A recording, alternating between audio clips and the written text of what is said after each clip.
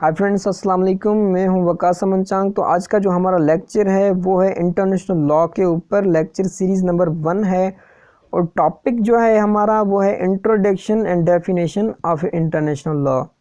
तो आइए नंबर 1 पे चलते हैं, इंट्रोडक्शन ऑफ इंटरनेशनल लॉ। तो international law is the body of legal rules, norms and standards that apply between sovereign states.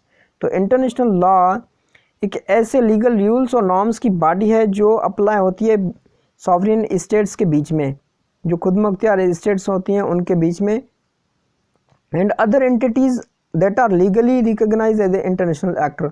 और जो अदर एंटिटीज़ होती हैं ना, जिनको लीगली तौर पे रिकॉग्नाइज किया गया है इंटरनेशनल एक्टर। तो इंटरनेशनल एक्टर क्या है? International actor means to promote the relationship between states. तो वो क्या करते हैं, इंटरनेशनल जो स्टेट्स हैं ना, उनके बीच में क्या करती हैं, वो रिलेशनशिप को प्रमोट करता है। वो होता है काम इंटरनेशनल एक्टर्स का। तो इंटरनेशनल एक्टर्स कौन है? वो हैं यूएन और वर्ल्ड बैंक। ठीक, तो यूएन का क्या काम है? वो क्या करता है? पीस कायम करता है, फ्रेंडली माहौल कायम करता है बिटवीन द स्टेट। और वर्ल्ड बैंक क्या करती है? वो to decrease the poverty of the state, वो उनको कर्जा मुहैया करती है स्टेट को। Public international law is a combination of rules and customs governing relationship between states in different fields. तो पब्लिक इंटरनेशनल लॉ एक ऐसे रूल्स और नॉर्म्स की कॉम्बिनेशन है जो दो कंट्रीज़ के बीच में रिलेशनशिप है उनको गवर्न करती है, जैसे कि such is armed conflict, human rights, sea, space, trade, territorial boundaries and diplomatic relation. तो जैसे कि आर्म्ड कन्फ्लिक्ट मीन्स जहाँ पे भी वार लगती है, तो वार लगने नहीं देती, ह्यूमन राइट्स को वायलेट होती हैं ह्यूमन राइट्स, तो उनको बचाती है। उनको बोलते हैं कि इन जो ह्यूमन राइट्स को है आप वायलेट ना करें। ठीक है, सी होता है, स्पेस है या ट्रेड है। तो दो कंट्रीज़ के बीच में जो ट्रेड है उनके रूल्स और रेगुलेशंस को भी इंटरनेशनल लॉ प्रोसीड करता है। तो टेरिटोरियल बाउंड्रीज़ हो गई, जैसे कि टेरिटोरियल बाउंड्रीज़ दो कंट्रीज़ हैं, उनकी टेरिटोरियल बाउंड्रीज़ है तो मुकर्रर होती है ना, तो एक कंट्री दूसरे कंट्रीज़ के टेरिटोरियल बाउंड्रीज़ पे कब्ज़ा नहीं कर सकता। एंड डिप्लोमेटिक रिलेशंस जो होते हैं वो बरकरार रखने के लिए भी पब्लिक इंटरनेशनल लॉ का बड़ा रोल है। तो international law is also public international law. International law को हम पब्लिक इंटरनेशनल लॉ भी बोलते हैं एंड लॉ ऑफ नेशंस भी बोलते हैं।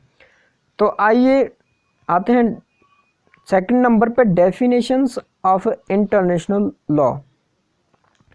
According to opinion, law of nation और international law is the name for the body of customary and conventional rules which are considered binding by civilized states in their intercourse with each other। तो जो law of nation है या international law एक ऐसी body है, customary body या conventional rule हैं जो बाइंडिंग होते हैं बाय सिविलाइज्ड स्टेट्स। जो सिविलाइज्ड स्टेट्स हैं वो बाइंड करती हैं दूसरे स्टेट्स पे।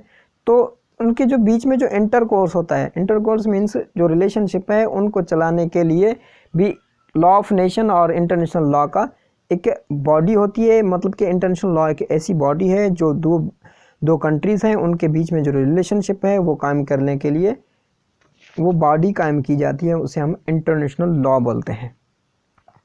तो आइए डेफिनेशन 2 पे चलते हैं।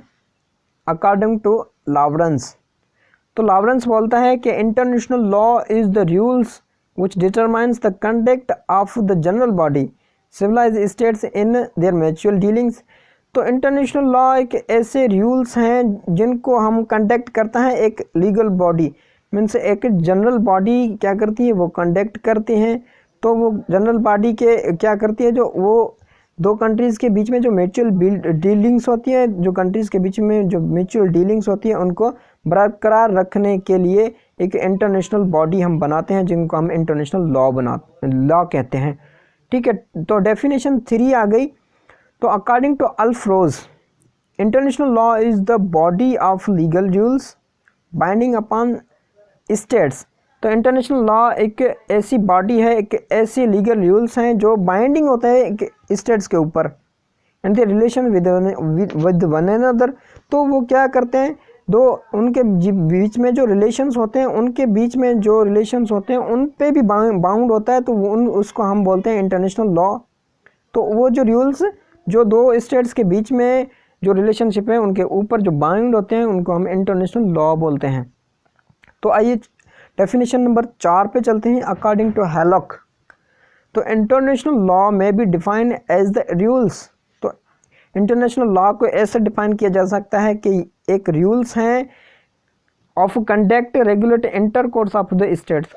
तो वो क्या करते हैं, इंटरकोर्स करती जो इस बीच में स्टेट्स, उनको चलाने के लिए एक रूल्स कायम किए जाते हैं, उनको हम इंटरनेशनल लॉ बोलते हैं। तो सब जो चारों मैंने आपको आज डेफिनेशन बताई चारों जुरिस्ट की, तो एक दूसरे से मिलती जुलती है, क्योंकि जो इंटरनेशनल लॉ है ना, सम जुरिस्ट बोलते हैं कि international law is a no law, क्योंकि इसकी कोई मखसूस डेफिनेशन नहीं। तो इसलिए आज का जो हमारा टॉपिक था वो था इंटरनेशनल लॉ। तो आज का हमारा जो लेक्चर आपको पसंद आया तो इसको लाइक करें, शेयर करें और सब्सक्राइब करना ना भूलें। Thank you.